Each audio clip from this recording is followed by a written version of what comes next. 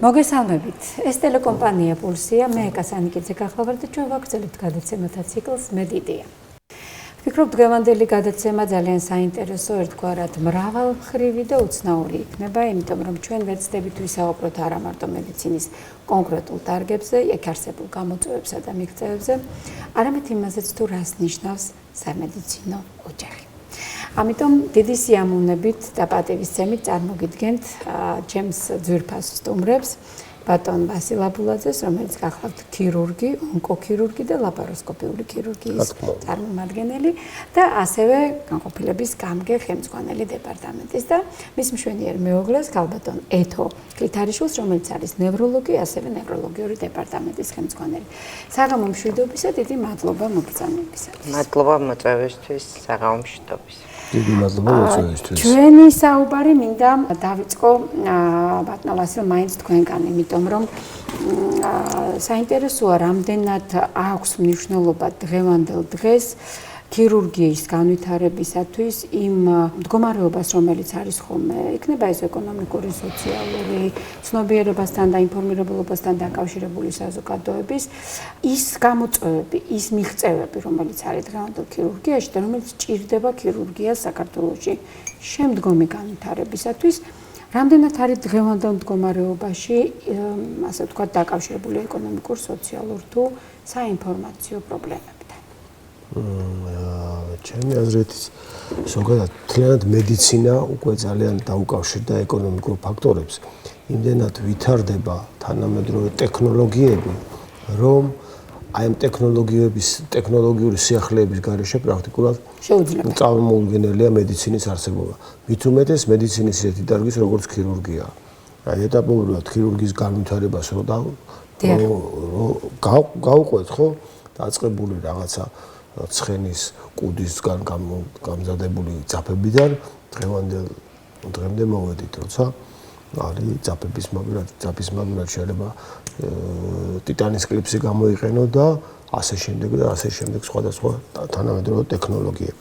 ასევე განვითარება პოვა ოპერაციებმაც, ხო? მე ქირურგი ვარ და ოპერაციებმაც თავისი განვითარება პოვა დღევანდელ დღეს.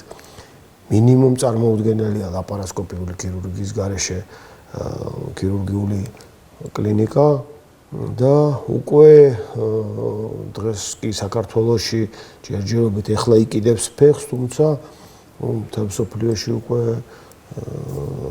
განვითარება კი არა, უკვე დანერგილი დარგია რობოტული ქირურგია და ასე რომ აი ბოლო 20 წელიწადში ტექნოლოგიური პროცესის განვითარებასთან ერთად საკმაოდ განვითარდა ქირურგია და ეკონომიკურ ფაქტორებზე ძალიან მეტად გახდა დამოკიდებული. უკვე აღარ არის მხოლოდ ის ჩემ დროს მე კომუნისტების დროს დავიბადე და ორმანეთიანი ძაფი აღარ არის, ხო?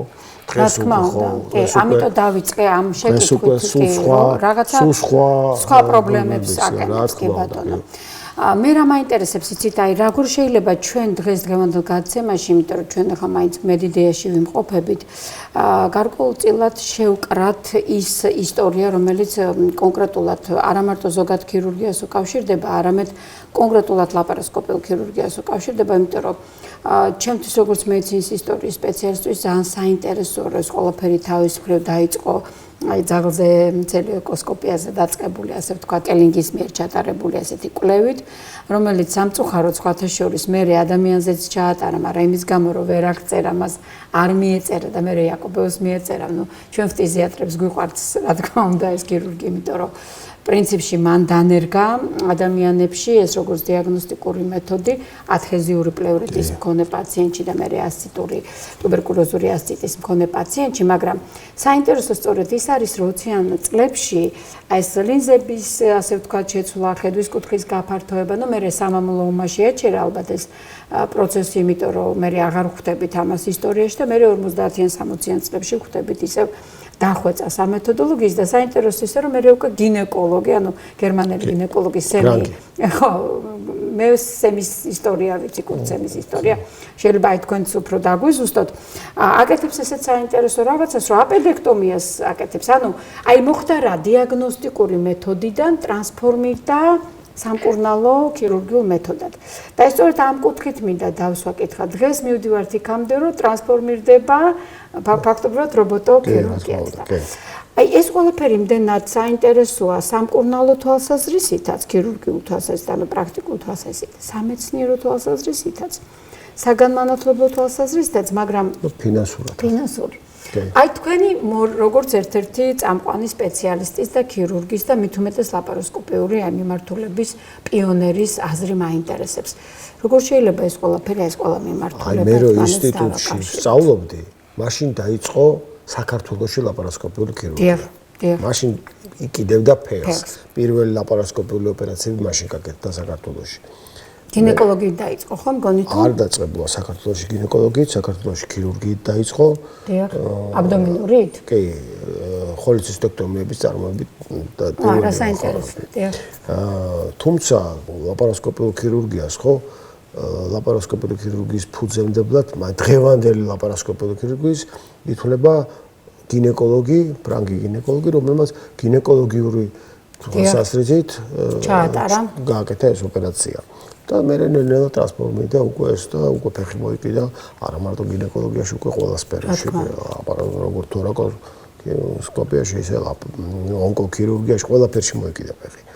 აი ჩემი ქირურგად ჩამოყალიბების პროცესში დაიწყო განვითარება ამ დარგმა ქირურგიის, რასაც ქვია ლაპაროსკოპიული ქირურგია. პირველ ოპერაციებზე ჩვენ მაშინ მოგვიწევს სხვაგან გასვლა არ შეიძლება და მომიწია სხვა განათლების მიღება რუსეთში, კერძოდ მოსკოვში და აი იქ დაიწყო პირველად იქ ორდინატურის დროს დავდექი ლაპაროსკოპიულ ოპერაციებზე. ამის მერე საკმაოდ დიდი განვითარება პოვა და დღეს წარმოუდგენელია ლაპაროსკოპიული ქირურგიის გარეშე ქირურგიული განყოფილება თუ სხვა. მე პირადად განყოფილებაში თუ შესაძლებელია ჩემი ყველა ქირურგი ირჩევს ამ მეთოდს. რა თქმა უნდა, ყოველ შემთხვევაში ყველა ოპერაცია იწყება პრაქტიკულად სულ ყველა ლაპაროსკოპი, რომელიც მოწოდებულია, იწყება ლაპაროსკოპიაში. შეიძლება ვერ გააკეთდეს, თუმცა ის რომ რომელიღაცა ოპერაცია არ გააკეთო ლაპაროსკოპიულად, ეს არ ნიშნავს იმას, რომ ის არ კეთდება. აუცილებლად კეთდება. კონკრეტულ პაციენტთან შეიძლება ვერ გააკეთო, მაგრამ ზოგადად პაციენტ შეიძლება რაღაც ბევრჯერ იყოს ოპერაციები, დიდი შეხორცებითი პროცესი ქოდის მუცლისძულში, რაღაცა არის ზოგიერთი ნოზოლოგია, რომელიც არ არის მიღებული რომ გააკეთდეს და ასე შემდეგ. თორე ისე ახლა წარმოუდგენელია, რომ ვიღაცამ ჩემს კლინიკაში, პირადად ჩემ განყოფილებაში დაიწყოს მაგალითად ნაღლის ბუშჩზე ჩარევა ღია წესით, არავითარ შემთხვევაში აუცილებლად. აი მოდი ავხსნათ მაყურებელს რატო? აი როგორ შეიძლება ადამიანს მიახელა ამხელა ტრავმა მიაყენო და გაუკეთო 15 სანტიმეტრიანი ჭრილობა. გინდა მუცლის წინა კედელზე, გინდა გვერდითი კედელზე. ნაკლებად ტრავმულია. შემდგომი პერიოდიც ნაკლები გართულებებით ხასიათდება, უფრო მალე ყველანაირად დამზოგველი. ყველანაირად დამზოგველი. აი ეს მინიმალური ასე ვთქვათ, ჩარევით და ტრავმით ვიღებთ მაქსიმალურ ეფექტს. ამიტომ ჯობია ზოგადად ლაპაროსკოპი, ზოგადად ამიტომ ჯობს იმ ძველ კლასიკურ. ახლა უკვე განვითარდა ნელ-ნელა ლაპაროსკოპიული ქირურგიაც როგორ ტრანსფორმირდა რობოტულ ქირურგიაში. წარმოუდგენელია კი. აი ეხლა ხან შემოვედი რობოტული დიდი შეკრება იყო რობოტული ქირურგიის სტრასბურგში და წარმოდგენილი იყო მსოფლიოში დღევანდელ დღეს წამყვანი 20-მდე რობოტი, მათ შორის 3 ძირითადი თუ 4 ძირითადი რობოტი და მოხსენებები ამ რობოტებთან მუშაობა, იქ ვორქშოპიც იყო და აი წარმოუდგენელია თანამედროვე დასავლეთის ქვეყნები ყველა გადადის ნელ-ნელა რობოტულ ქირურგიაზე, თუმცა ერთს ყველა აღნიშნავს, რომ ჯერჯერობით მაინც საკმაოდ ძვირია რობოტული ქირურგია. მარტო ჩვენთვის არა, იმათთვისაც ძვირია.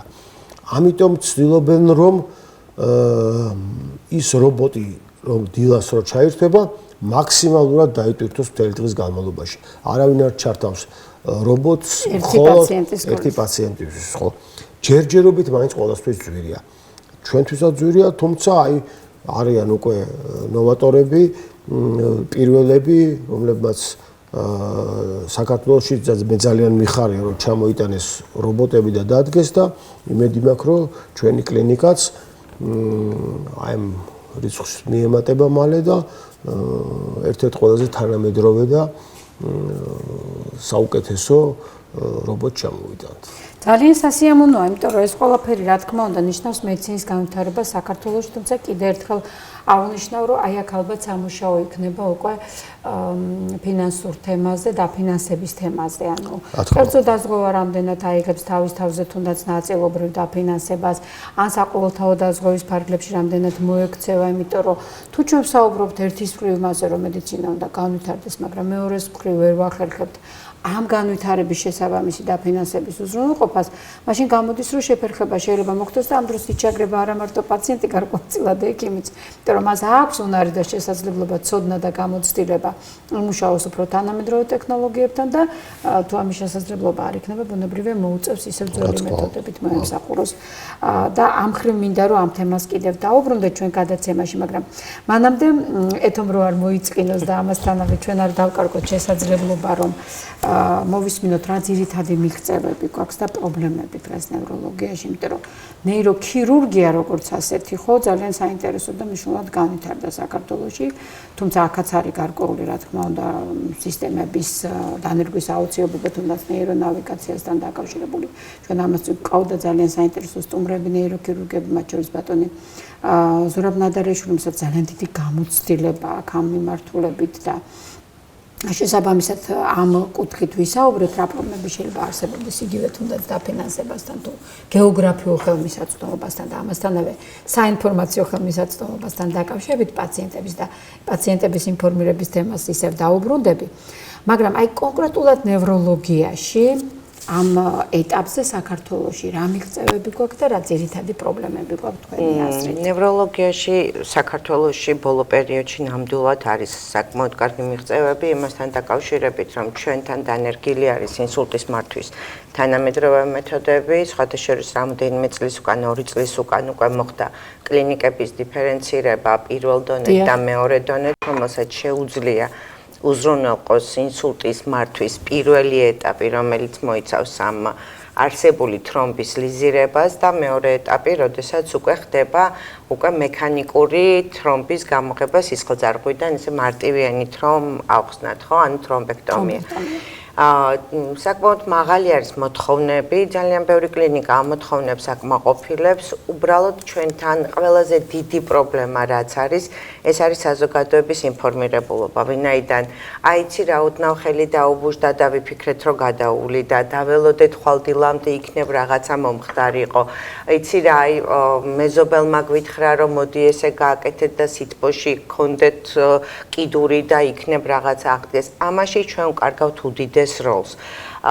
და ყოველად არ არის ნათქვამი, დრო ტვინია, ხო, ანუ ის დრო, რომელიც ძალიან მნიშვნელოვანია თავის ტვინისთვის, ვინაიდან პირველი 6 საათი არის ის მაქსიმალური პერიოდი, როდესაც შეგვიძლია რეალურად რაღაცა დახმარება გაუწიოთ და სხვათა შორის ჩვენს კლინიკაში თრომბოლიზისი, თრომბექტომია 2018 წელს გაკეთდა პირველად და რამდენიმე თრომბექტომია გაკეთებული, უბრალოდ მერე უკვე შეფერხება იყო ამ COVID პანდემიის გამო, მერე უკვე ამ დონეების გადათამაშებასთან დაკავშირებით და მინდა გითხრათ, რომ 12 თრომბექტომიიდან 11 იყო საუკეთესო შედეგით და ეს არის საოცრება ადამიანი უსერიოზულესი ნევროლოგიური დეფიციტით თავისი ფეხით გადის კლინიკიდან. არის საოცარი მაყურებელი რომ მიხვდეს, ანუ არ ყალიბდება ეგრეთ წოდებული დამბლა. იშემიური კერა თავის ტვინში, ანუ თავის ტვინს ვიცავთ მაქსიმალურად დაზიანებისგან. და აქედან გამომდინარე მოტორული დეფიციტი, ანუ ის ინვალიდიზაციის ხარისხი მნიშვნელოვნად შემცირებულია. ამასთან დაკავშირებით მცირდება რეაბილიტაციის თანხაც, მცირდება პერიოდიც, მცირდება ის ხარჯი, რომელიც ამასთან ასოცირებულია და ის დანახარჯი, რომელიც ამისთვის არის განკუთვნილი, ნამდვილად ამართლებს შემდგომი დანახარჯების აბსოლუტურად პირიქით ის ბევრად უფრო ნაკლებია, ვიდრე შემდგომი ინვალიდიზაციის მოვლა და მისი პატრონაჟი, იმიტომ რომ რეაბილიტაციის კურსია იქ, მედიკამენტია იქ, მუდმივი დამხმარია და წლები და პლუს კიდევ ადამიანი, რომელიც სიცოცხლის ხარისხს და ცხოვრების ხარისხს იბრუნებს და ინარჩუნებს და ის ადამიანი შრომისუნარიანია და აგრძელებს ჩვეულებრივად თავის ცხოვრებას და მოღვაწეობას. აქ აუცილებლად უნდა ჩაგეკითხოთ, რომ ინფორმირებულობა საზოგადოების მნიშვნელოვანია და დიდი მადლობა, რომ ამას ხაზი გაუსვით.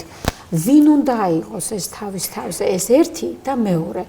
ჩვენი კოლეგების ინფორმირებულობაც აუცილებელი იქნება ეს პირველადი ჯანდაცვის ექიმი იქნება ეს სასწრაფოს ექიმი, იმიტომ რომ სასწრაფოს ექიმმა უნდა იცოდეს რა გაუკეთოს, რა არ გაუკეთოს, წნევის რომელ ციფრებზე ჩაერიოს, რომელზე არ ჩაერიოს, რომ მოიყვანოს, ასე ვთქვათ, მომზადებული თრომბოლიზისთვის. ის ფათეშორის ძალიან დიდი შრომა არის გაწეული, აი ამ ადამიანების ამ ჯგუფის მიერ, რომელიც მუშაობდა ამ თემაზე და გაწერილი არის პროტოკოლები სასწრაფოს ექიმებისთვის, გაწერილია პროტოკოლები, ყველა კლინიკა ვალდებულია რომ კონდეს თავისი პროტოკოლი და თავისი გეგმა, როგორ მიდიხარ ნაბიჯ და რას აკეთებ, ანუ რამდენ წუთში რას აკეთებ, როგორ აკეთებ, იმიტომ რომ აქ უნდა ყველა იყოს მობილიზებული, აქ უკვე შეიძლება თრომბოლიზისი დაიწყო კომპიუტერული ტომოგრაფიის აპარატი ანუ კაბინეტშივე, როდესაც გიწევს პაციენტი კვლევაზე და მერე გააგრძელო უკვე ანგიოგრაფიული კვლევა, რომ ნახო იქ რა ხდება და როგორ. ანუ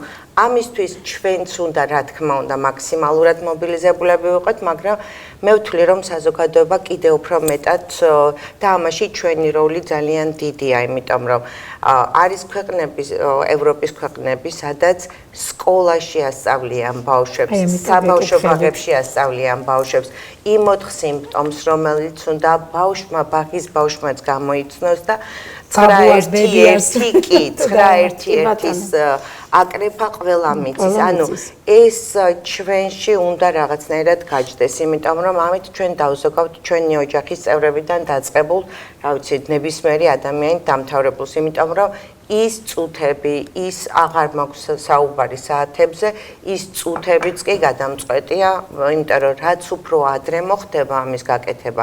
კი გვაქვს 4 საათნახევრიანი ფანჯარა, ვთქვათ, თრომბოლიზისისთვის, მაგრამ თუ ეს მოხდა პირველ მაქსიმუმ 3 საათში, შედეგი არის ფანტასტიკური. ამიტომაც იმდენად მაღალი არის ინციდენტობა ინსულტის, რომ აქედან გამომდინარე მე ვთვლი, რომ ეს უნდა დავიწყოთ ქუჩაში. მაგრამ ამ შემთხვევაში რა ქნას რეგიონში მაცხოვრებელმა, თუნდაც ამოიცნო იმან დროულად, მაგრამ რეგიონებშიც არის ეს ყველაფერი, ბათუმშიც არის, ქუთაისშიც არის, გორშიც არის მეორე დონის კლინიკა. ანუ არის ის კლინიკები, სადაც ამისი უზრუნველყოფა მაქსიმალურად არის შესაძლებელი. უბრალოდ სამწუხაროდ არ ყავს ძალიან დიდი რაოდენობა ამის სპეციალისტების და აქედან გამომდინარე ცოტა შეფერხება. ნუ ერთადერთი პირობები ცოტა ესეთნაირად არის დალაგებული, რომ ბევრ კლინიკაში ერთი და იგივე ექიმის მუშაობის შეზღუდვა, ამიტომაც მოსაგვარებელი არის. ბევრია მოსაგვარებელი, ბევრია გადასახედი. სარეგულაციო. ნამდვილად და მეორე რაც ყველაზე მთავარია, რომ შემდგომი ეტაპები თითოეული ჩვენთაგანი უნდა ვიყოთ იმისთვის მზად, რომ 3 თვეში ერთხელ უნდა ერთად დავდგეთ ნებისმიერი კლინიკის წინაშე ერთმანეთი უნდა ვაკონტროლოთ. ეს არა იმიტომ რომ მე ვიღაცამ დამიჭიროს, ეს არა იმიტომ რომ მე ვიღაც დავადანაშაულო, არა, ეს იმიტომ რომ მე სხვამ გამზარდოს, რომ შემდეგი პაციენტისთვის უფრო მზადყოფნაში ვიყოთ. ეს მე ვთვლი რომ ნაკლებად გვაქვს ქართულ მედიცინაში და ალბათ ეს დასაბრუნებელია, ან რა ვიცი, შესანარჩუნ რაღაცა არის ამისთვის გასაკეთებელი. აი ძალიან დიდი მადლობა, იმიტომ რომ ზუსტად ის პასუხი მივიღე, რაც მინდოდა რომ მიმეღო და ვფიქრობ ძალიან კარგად დაგვილაგეთ ყველაფერი იმისთვის, რომ დავინახოთ ის მიღწევებიც, რაც გვაქვს და ის პრობლემებიც, რომელიც დასარეგულირებელია იმისთვის, რომ აბსოლუტურად ყველა მოქალაქემ საქართველოში, ვინც იმყოფება, ცხოვრობს თუ დროებით არის, მიიღოს ის მომსახურება, რომელიც დაჭირდება პირველი წუთებიდან, იმიტომ რომ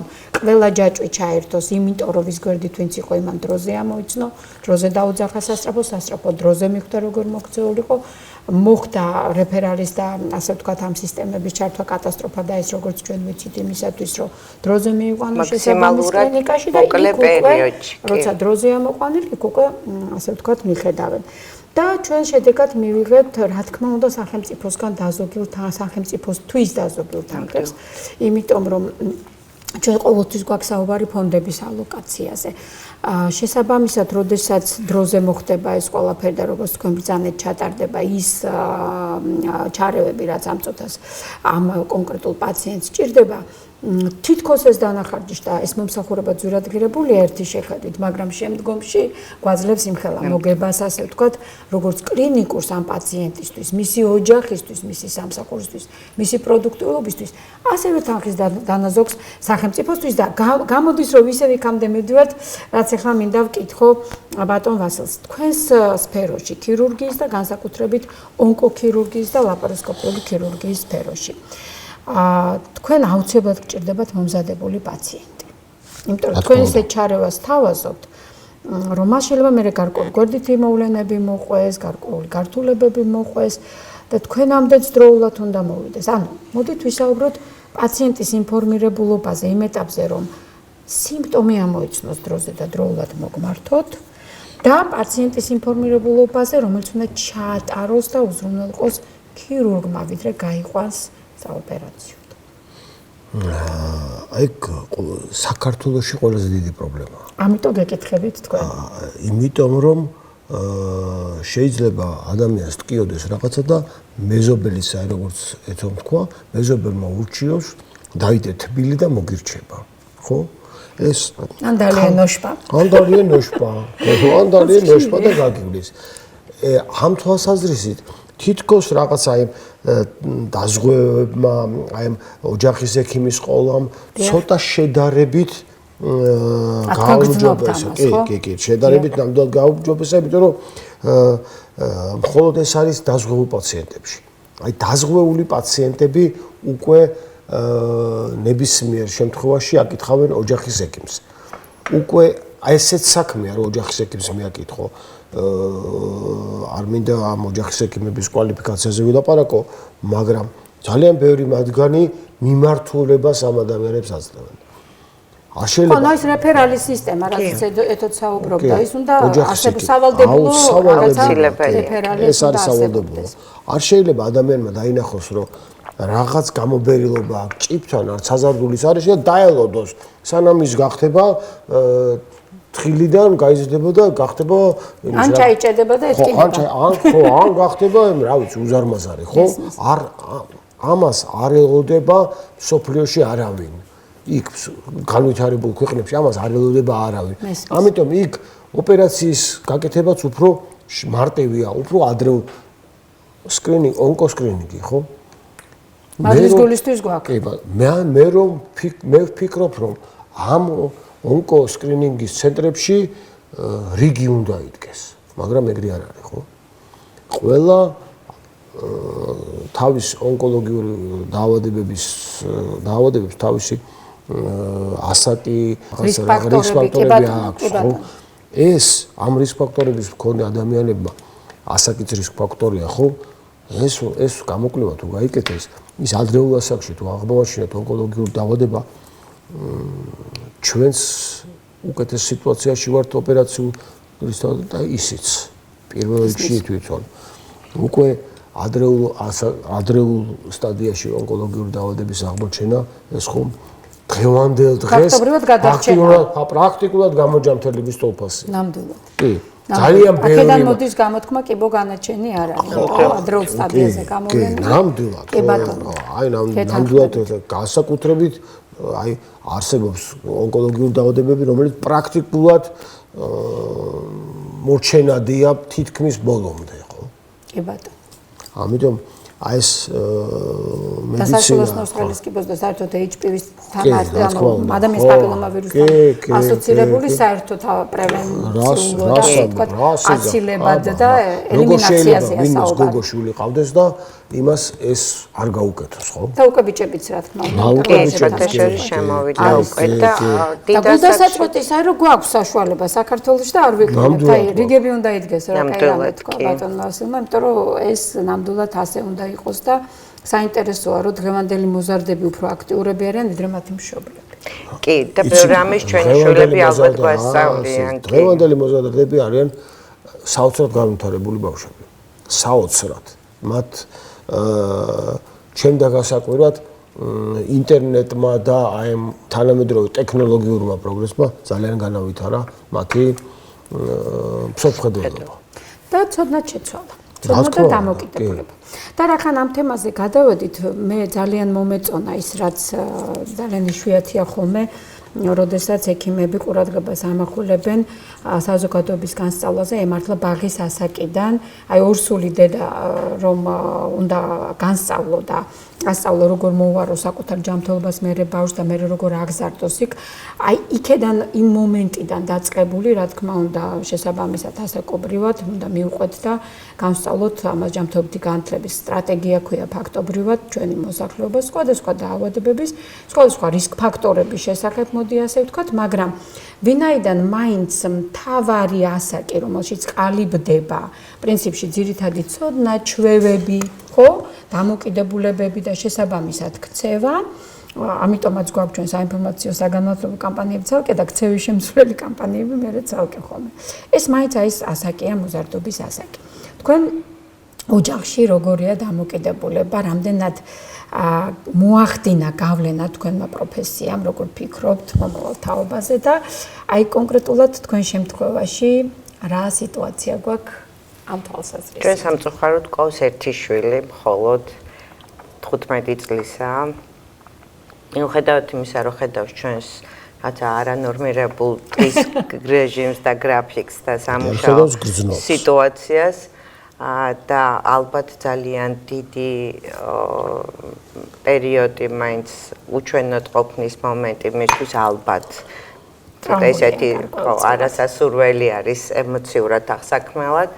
ამის მიუხედავად მაინც ბოლო რამდენიმე წელია ეს გადაწყვეტილად აქვს სამედიცინო კუთხით გააგრძელოს თავისი შემდგომი პროფესიული საქმიანობა და არჩეული აქვს ფსიქოლოგია, კლინიკური ფსიქოლოგია, ჯერჯერობით ეს არის მისი გადაწყვეტილება. მე ვერ შევეწინააღმდეგები, იმიტომ რომ ეს მისი გადაწყვეტილება, ეს მისი პროფესია, მან უნდა აირჩიოს ის, რაც მას მოწონს. გულახდილად ვიტყვი, რომ საქართველოში ექიმის პროფესია არ არის იმ დონეზე დაფასებული, როგორც ალბათ, მაგრამ ალბათ არც ძალიან ბევრი პროფესიაც იგივე სიტყვის, ხო, მაგრამ მე მაინც ძალიან მიხარია, იმიტომ რომ მე ძალიან მიყვარს ჩემი საქმიანობა, მე ძალიან სიამოვნებს თითოეული დაღლილი დღეც, იმიტომ რომ თუნდაც ერთ პრობლემაზე გამარჯვება არის ჩემთვის ძალიან დიდი ბედნიერება. ერთი ადამიანის გაუმჯობესებული მდგომარეობა, ერთი ადამიანის უკეთებდი იმ დაღლას და იმ ყველაფერს და ეს არის ის სიამოვნება ალბათ, რომელიც გამოც ღირდა ეს პროფესია. მე ვფიქრობ, ამას გრძნობენ შვილებიც და მიუხედავად იმისა, რომ აკლია დედამშობ, აკლია მამა, უნდა პატაყო. რას გრძნობენ, ვერ გავიგე. COVID პანდემიის დროს მარტო გაიზარდა სახში, ხო? მარტო იყო. მარტო იყო ფაქტობრივად. დილი და ღამემდე მარტო იყო, მართლა მარტო იყო. იმიტომ რომ ვერცად COVID-ის დროს გამახსენდა კიდევ ერთი, სანამ ჩვენ მოდი ეს ყველაფერი ვკითხოთ თვითონ ანიტას, იმიტომ რომ გვაქვს საშუალება რომ ცოტახანში სტუდიაში შემოვიყვანოთ. ვინაიდან მე მაინტერესებს ანიტასთან საუბარი როგორც შვილთან ექიმების და რა მნიშვნელობა აქვს მშობლების პროფესიას ზოგადად. მაგრამ მაინტერესებს სწორედ მოზარდების, აი ეს ცნობიერების, ინფორმირებულობის, სამედიცინო განათლების, გულისხმობ არაპროფესიულ განათლებას, არამედ კულტურას, სამედიცინო კულტურას, რომელიც უნდა ჩამოყალიბდეს სკოლაში, მისი დამოკიდებულება მაინტერესებს. მაგრამ მე გამახსენა COVID-მა ერთი რამ, ვასილ, და მინდა თქვენ ეს მოყვეთ. COVID-ის დროს ჩვენ გადავერთეთ კოვიდის მართვაზე. მაგრამ არსად არ წასულა ქირურგიული პათოლოგიები და ზოგადად დაავადებები, რომელსაც ჭირდებოდა მართვა. და როგორ გააკეთეთ თქვენ კოვიდის დროს ოპერაცია? ამ სტუდიაში მოვყევი, ხო? პულზე მოვყევი, ხო? აუცილებლად მინდა რომ ამ გადაცემაში ეს გარჩევი. ეს ეხლა რომ ახსენდება მეცინება. იმდენად მეშინოდა კოვიდის, რომ ლაპარასკოპიული აპარატის შევფუთე. რაც აღმოჩნდა რომ ესეც არის სწორია. და შეიძლება დავეცა, კიდევ მასკა გაუკეთე. სხვათა შორის ასე ვაკეთებდით ჩვენ ონკოლოგიურში, როდესაც პირველმა რეგიონში შემოიტანა ჩვენმა გუნდმა. მე კოვიდისგან ვიცავდი ლაპარასკოპს. შეფუთული იყო მთლიან. მეგონა რომ შეიძლება იმასაც დამართოდა. სწორი, აბსოლუტურად. და ინტუიციურად სწორად გააკეთდა ეს, იმიტომ რომ რა ვიცი, საშინელება იყო რომ. მაგრამ თქვენ ეს გააკეთეთ, ხო? მომიწია რა ვქა. ისე არ მინდოდა რომ. რა დიაგნოზი იყო, რატომ გააკეთეთ? წავე კალკულოზური ქოლეცისტიტი და აი ნუ რა ვიცი, უმრავლეს შემთხვევებში ხო შეუძლებლად კეთდება რა თქმა უნდა და საკმაოდ ძალიან არ მინდოდა ოპერაციის გაკეთება, მეშინოდა. უბრალოდ მეშინოდა, მართლა მეშინოდა. და აი ყველანაირად ვეცადე ერთი დღე რომ იქნებ ჩამეკრო ის ანთება ხო მესმის რომ ოპერაციული მკურნალობის ნაცვლად კონსერვატიული იქნებ კონსერვატულად მომერჩინა, მაგრამ არ გამოვიდა. არ გამოვიდა და ეს აიწონა რისკი და სარგებელი.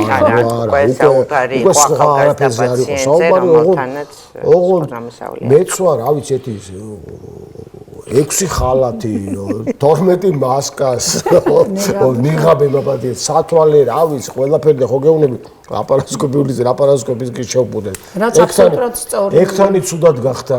მეორე შემოვიდა, ნუ საკმაოდ ეს რთული იყო. ეს იყო საწყის პერიოდში, როდესაც რეალურად მაგრამ ნამდვილად პირველად სოფლიოში მარტის ბოლოს იყო. კი ბატონო. ანუ აი ერთი თვე იყო გასული დაახლოებით კოვიდის დაწყებიდან და მანამდე ქონდა ვინმეს ჩვენს რეგიონში ამ სოფლიოში ჩატარებული. სოფლიოში ქონდა ჩატარებული კი უკვე და ოპერაციები იყო. რეგიონში თქვენ იყავით პირველი. ხო, ესე გამოვიდა საბოლოოდ. თუმცა თვითონ ეს ოპერაცია აი ახალი დაწყებული იყო კოვიდი, მერე რო წავიკითხეთ, პირველ ათეულში ვიყავით ნაღლის ბუშტის ოპერაციის გაკეთების მხრივ. მე შეიძლება სხვა ოპერაცია არ მომიძიებია, ჩვენ რაც გავაკეთეთ ის მოვიძიეთ. და სადღაც მერვე თუ მეცხრე ვიყავით, თუ არ ვცდები, აღარ მახსოვს ახლა ზუსტად. მაგრამ ესე იყო. აი ეს არის ექსტრემალურ სიტუაციაში მართვის უნარი და გადაწყვეტილების მიღების უნარი, სადაც ასევე მართლა წონია. ეს სხვა სიტუაცია იყო absolutely. მით უმეტეს დასაწყისში, რა ახლა ყველას შეში ქონდა ხო გეუბნები ხარ რა. თვეებით დედას არ უნახულობდით და საოცარი ამბავი იყო ახლა ესა და ხო, მე მინდა რომ ჩვენ ამაზე ვისაუბროთ ხოლმე. ბავში მარტო, მაგ პერიოდში ძაღლიც უყიდეთ მარტო. აი ხა ზუსტად დაუძახოთ ჩვენს ახალგაზრდა მომავალ კოლეგას სტუდიაში და მასთან ერთად გავაგრძელოთ მაშინ საუბარი. კი ბატონო.